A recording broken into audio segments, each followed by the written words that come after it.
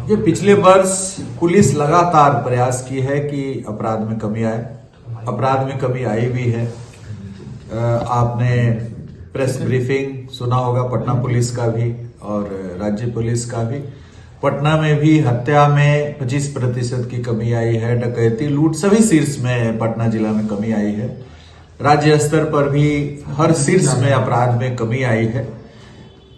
अपराध में कमी से हम संतुष्ट नहीं है, बल्कि हम चाह रहे हैं कि समाज के अंदर कोई भी हत्या का कांड प्रतिवेदित न हो, जो आदर्श स्थिति होगी। हम लोग उसकी ओर प्रयास कर रहे हैं कि समाज के अंदर किसी भी प्रकार के गंभीर अपराध न हो, तो आदर्श स्थिति होगी।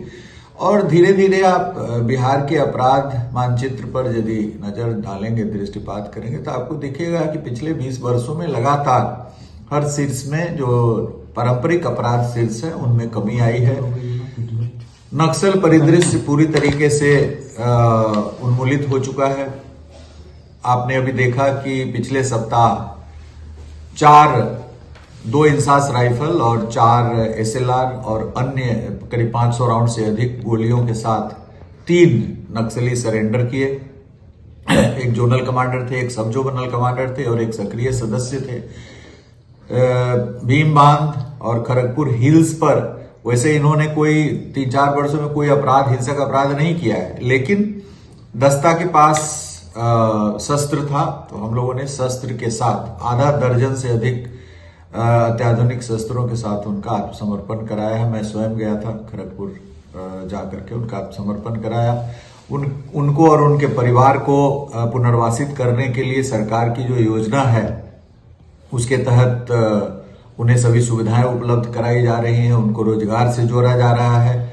और जहां पर पूर्व में नक्सल वामपंथ का प्रकोप रहा है, वहां पर हम लोग प्रयास कर रहे हैं विकास एजेंसियों से जोड़ करके, सरकार की जितनी सारी विकास एजेंसियां उससे जोड़ करके, कि सभी प्रकार की योजनाओं का लाभ उनको मिले, ताकि वो पूरी तरीके से समाज की मुख्य धारा में आ जाए और इंटीग्रेट हो जाए। नक्सल परिदृश्य में बिहार अभूतपूर्व सफलता हासिल की है। 2005 के दौरान आपने देखा होगा कि जहानाबाद जेल ब्रेक कांड, मोतिहारी का मधुबन कांड जो दिन में 1 बजे हुआ था, तो काफी गंभीर समस्या थी और उसको बड़ी तेजी से हम लोगों ने पुलिस कार्रवाई और विकास के माध्यम से समाप्त किया है।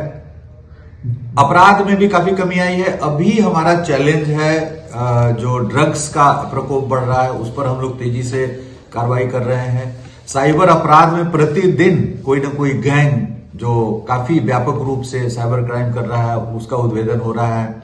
आपने देखा मोतिहारी में अभी कल एक बहुत बड़े गैंग का उद्भेदन हुआ है। तो प्रतिदिन साइबर अपराध में भी हम नई से नई उपलब्धि हासिल कर रहे हैं। प्रत्येक जिला में थाना गठन हो गया है। थाना का प्रभार DOISP रैंक के एक पदाधिकारी के पास है, जो बीटेक, ज्यादातर 40 में से लगभग सभी के सभी IT, इलेक्ट्रॉनिक्स, कंप्यूटर में बीटेक है और सभी DSP हमारे बड़े अच्छे कार्य कर रहे हैं। उसको और व्यापकता प्रदान करने के लिए प्रयास किया जा रहा है। साइबर वर्टिकल बनाया गया है।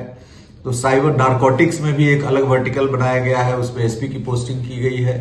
तो ये 2 समस्या जो अभी वर्तमान में है, जो युवा वर्ग इसमें शामिल है। साइबर अपराध में भी बहुत यंग लड़के शामिल है, 18 साल, 17 साल, 15 साल, 20 साल के। और नारकोटिक्स का भी जो सबसे बड़ा प्रभावित वर्ग है वो युवा वर्ग है। जो युवा को इन दोनों साइबर अपराध से बचाने के लिए और नारकोटिक्स से बचाने के लिए हम लोग लगातार प्रयास कर रहे हैं और आने वाले दिनों में इसमें भी हमको अभूतपूर्व सफलता मिलेगी। विधि व्यवस्था की समस्या नियंत्रित है।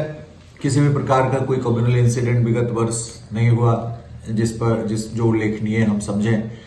उसी प्रकार से हाल के दिनों में कोई ऐसी बड़ी अपराध की घटनाएं जो 3-4 हुई थी विगत वर्ष, उसमें उल्लेखनीय सफलता पुलिस को मिली है। और वो सभी कांड अभी ट्रायल के लगभग आधे से ज्यादा ट्रायल उस पर खत्म हो चुका है। 2 महीने में सब में सजा हम लोग अपराधियों को दिला पाएंगे। इस वर्ष भी हमारा वही संकल्प है, डिजिटल पुलिसिंग, विधि व्यवस्था पूरी तरीके से नियंत्रित रहे, गंभीर अपराधों पर नियंत्रण रहे, साइबर अपराधों पर नियंत्रण रहे, ड्रग्स की जो तस्करी हो रही है, युवा वर्ग उसकी ओर उन्मुख हो रहे हैं, उसके लिए जागरूकता अभियान चलाया जाए, पंचायती राज संस्थाओं को, जीविका दीदियों को, सभी लोगों को, समाज के सभी वर्ग को इसमें जोड़ा जाए, ताकि जो हमारा युवा वर्ग है, एक वाइब्रेंट विलेज प्रोग्राम है केंद्र सरकार का, उसको भी हम लोग इम्प्लीमेंट करने जा रहे हैं। तो इन सभी दिशाओं से इस पर हम लोग कार्रवाई करेंगे और आने वाला वर्ष बिहार के लिए बहुत ही सुख और समृद्धि और शांति का रहे, यह मेरी मंगल कामना है। मैं पूरी जनता से, बिहार की जनता से अपील करूंगा कि बिहार में अमन चैन शांति कायम करने में हमारा भरपूर सहयोग दें। हमारी पुलिस प्रयास कर रही है और पुलिस में भी यदि कहीं कमी आती है तो हमारे संज्ञान में उन कमियों को लाएं ताकि हम उसको दूर कर सकें। बहुत बहुत धन्यवाद। सर, जो अपराधी पुलिस में चुनौती दे रहा है उनको जो है सरेंडर करने के लिए भी विरोध किया जा रहा है, यहाँ तक इनकाउंटर की भी अगर करने की जरूरत पड़ती है तो किया जा रहा है, गोली का जवाब गोली से भी दी जाती है। नहीं, देखिए, इनकाउंटर जो पुलिस का इनकाउंटर है कोई सुनियोजित ढंग से नहीं होता है। जैसे करीब हम लोग 4.25 लाख लोगों को गिरफ्तार किए, 4.25 लाख लोग गिरफ्तार हुए, अरेस्ट हुए पिछले साल। उसमें से 10-15 ऐसी स्थितियां बनी जिसमें अपराधी की ओर से फायरिंग की गई या फायरिंग करने की स्थिति में वो दिखे, तो उसमें पुलिस ने जवाबी कार्रवाई, आत्मरक्षा जवाबी कार्रवाई की है। और ऐसी स्थिति पहले से भी होती रही है। मुठभेड़ की जो स्थिति बनती है वो पूर्व में ही हर साल मुठभेड़ हुआ है।